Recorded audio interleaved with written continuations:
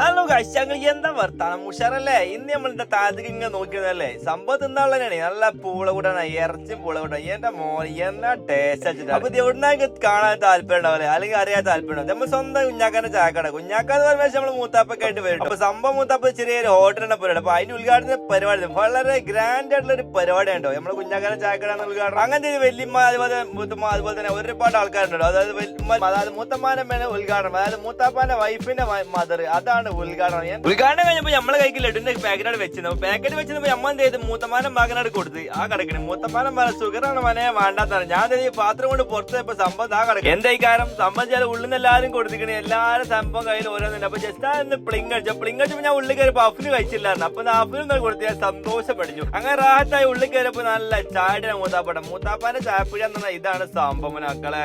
വലിയ സംഭവം തന്നെ അത്യാവശ്യം സെറ്റപ്പുകളൊക്കെ സ്റ്റാർട്ട് ചെയ്ത് നമ്മൾ പരിപാടികൾ സ്റ്റാർട്ട് ചെയ്യാണ്.